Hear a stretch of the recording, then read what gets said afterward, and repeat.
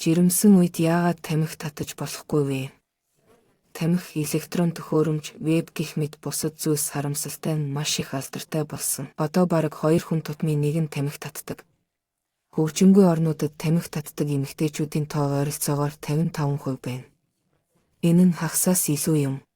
Жирэмсэн болохоор тэдний зөвхөн багахан хэсэг нь энэ муу зуршлаасаа татгалздаг. Жирэмсэн эмэгтэйчүүдийн ойролцоогоор 35% нь никотины хамааралтай байдаг бөгөөд төрөлт хүртэл тамхи татхаа зогсоодоггүй. Мөн хөхөөл хугацаанд тамхи татдаг нь хүүхдэд никотины хамаарал үүсгэдэг. Хамгийн чухал хугацаа нь хүүхэд эхийн хевлээд хүүхэд гипоксийн байдалд байдаг. Өөрөөр хэлбэл хүчилтөрөгчийн дутагдалд ордог.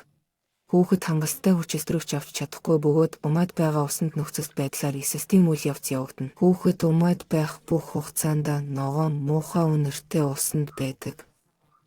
Би эмч хүний хувьд юу анхааруулах ёстой вэ? Жирэмсэн үеийн туршид идэвхтэй тамхи татах нь үхэл төрөлтийн эрсдлийг нэмэгдүүлж, эрт хугацаанд хүүхдийн ихсийн хальсралтын эрсдлийг өсгөж, дутуу төрөлтийн магадлалыг ихсгэж, 2 жинээс бага жинтэй хүүхэд төрөх, зүрхний гажиг, ясны хөгжлийн гажиг, тархины хөгжлийн гажиг, нурууны хөгжлийн гажиг, нурууны хуваагдал, хурууны нийлэгдэл ба илүүдэл хуруу, гар хөлийн хурууны тоо болон хэлбэрийн өөрчлөлтийг үүсгэдэг. Хүүхдийн ирээдүйн бие бэлтэр, оюун ухааны хөгжилд сөргөөр нөлөөлнө. Зуршлаас цаг тухайд нь татгалзах нь эмгэнэлт явдлаас сэргийлнэ.